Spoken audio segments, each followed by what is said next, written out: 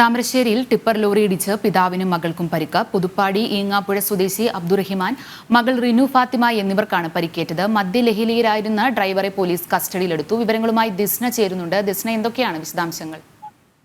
അഞ്ജന, ഇന്ന് രാവിലെ 7 മണിയോടെ ആയിരുന്നു അമ്പായത്തോട് ബാറിന് സമീപം ഇത്തരത്തിലൊരു സംഭവം ഉണ്ടാവുന്നത്.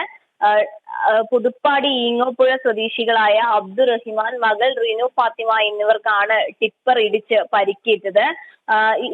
ഇതുമായി ബന്ധപ്പെട്ട് ഈ ടിപ്പർ ഇവരെ ഇടിച്ചിടുകയായിരുന്നു. ഇത് കണ്ട നാട്ടുകാർ ടിപ്പർ ഡ്രൈവറെ തടയുകയായിരുന്നു. പിന്നീട് പോലീസിനെ വിവരം അറിയിക്കുകയും പോലീസ് സ്ഥലത്തെത്തുകയുമായിരുന്നു.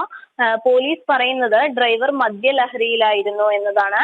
അതുകൊണ്ട് തന്നെ ഡ്രൈവറെ കസ്റ്റഡിയിൽ എടുത്തിട്ടുണ്ട്. ഇപ്പോൾ അബ്ദുറഹ്മാനെ കോഴിക്കോട്ടെ സ്വകാര്യ ആശുപത്രിയിലും റിനു ഫാത്തിമയെ ഓമശ്ശേരിയിലെ സ്വകാര്യ ആശുപത്രിയിലും പ്രവേശിപ്പിച്ചിട്ടുണ്ട്. അഞ്ജന. ശരി. താമരശ്ശേരിയിൽ ടിപ്പർ ലോറി ഇടിച്ച് പിതാവിനും മകൾക്കും പരിക്ക്. പുതുപ്പാടി ഈങ്ങാപ്പുഴ സ്വദേശി അബ്ദുറഹിമാൻ, മകൾ റിനു ഫാത്തിമ എന്നിവർക്കാണ് പരിക്കേറ്റത്.